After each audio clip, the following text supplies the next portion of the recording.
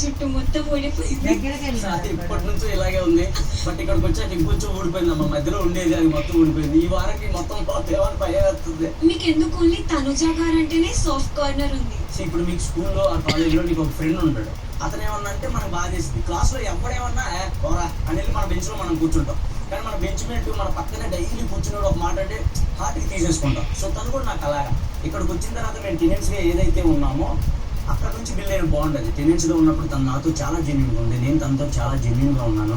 ఆ టైంలో బిల్డ్ అయిన బాగుండేది. సో దానివల్ల తను నన్ను ఏమన్నా అన్నా, నాతో ఏదన్నా అబద్ధం చెప్పినా లేకపోతే ఇంకోటి ఏదన్నా అన్నా నాకెందుకు బాధ అనిపించేది. దాన్ని నేను తనకి ఎక్స్ప్రెస్ చేద్దామని చూసేవాడిని. అది అర్థమయ్యేది కాదు. నేను ఏదో తను హేట్రేట్ చేస్తున్నాను అనుకునేది. అంతే, అంతకుమించి లేదు. మిగతా వాళ్ళ మీద కూడా సాఫ్ట్ కార్నర్ ఉంది. అందరి మీద నేను సాఫ్ట్ కార్నరే ఫీల్ అవుతా. ఎవరన్నా బాధపడితే యాక్ట్ చేసుకుని వాళ్ళని ఓదారుస్తా, నవ్వించడానికి ట్రై చేస్తా. బట్ వాళ్ళకన్నా కొంచెం తనుజ మీద ఎక్కువ సాఫ్ట్ కార్నర్ అంతే. మీరు చాలా మంచిగా ఆడుతున్నారు. టాప్ 5 లో ఉండాలని చాలా కోరుకుంటున్నాను. థ్యాంక్ యూ అమ్మా, thank you so much. Sanjana గారికి మీది బాండ్ హౌస్ వరకేనా లేకపోతే బయట కూడా కంటిన్యూ అవుతుంది? నేను బయట కూడా చాలా ప్లాన్ చేసుకున్నాను. ఎవరికైనా అమ్మ అంటే ఒక చిన్న ఫీలింగ్ ఉంటుందండి. దానికోసమే నేను ఇంత చేశాను. మీరు చూస్తూనే ఉన్నారు ఎంతమందితో గొడవలు అవుతాయి, ఎంతమందితో. బట్ నేను బ్లైండ్గా తన సైడే నుంచుని లేదు అని తన గురించి ఆలోచిస్తాను. బికాస్ ఆఫ్ మన అమ్మ తప్పు చేసింది అని అంటే తప్పుని తప్పని చెప్తాం, కానీ అమ్మను మాత్రం వదిలేం కదా. నేను అదే చేసుకుంటూ వచ్చాను, అదే బాండ్ కంటిన్యూ చేస్తాను. ఓకే అండి, మీరైతే గేమ్ అయితే చాలా బాగా ఆడుతున్నారు. టాప్ 5కి all the best. Thank you so much మా. Thank you. అంటే నలుగురిలో కామెడీ చేయడం అనేది ఒక స్ట్రెంత్ ఉండాలి. మీకు అది ఉందని నేను అనుకుంటున్నాను.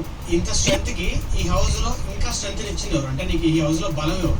నాకు సంజన గారు అన్న కామెడీ చేయడానికైనా సరే ఈరోజు ఎపిసోడ్లో ఒక 5 నిమిషాలన్నా జనాలు నవ్వుకున్నారా లేదా, ఏం చూస్తే నవ్వుకుంటారు అని నేను చేశాను. ఎవరన్నా బయట టవల్ కట్టుకుని ఎగురుతారు, అలా నేను ఎగిరాను. ఎందుకు చూసిన స్మైల్ రావాలి కదా. నేను బయట అసలు చాలా ఇంట్రోవర్ట్ ఉంటాను, కానీ నవ్వించాలి. సో దానికోసం నేను కొంచెం ఏదో ఒకటి ఆలోచిస్తూ ఉంటాను. దానికి సంజన గారు యాడ్ అయ్యేది. సంజన గారు అందరి మీద ఏదో ఒకటి గొడవ పెట్టుకుని రావడం, నేను దాన్ని ప్రూఫ్ చేయటం తన దగ్గర, ఆమె ఇంకా ఎక్కువ నవ్వుకోవడం, అలా తెలియకుండా సంజన గారు నాకు స్ట్రెంత్గా మారారు. Thank you bro, thanks for the entertainment. Thank you అన్న, థ్యాంక్ యూ.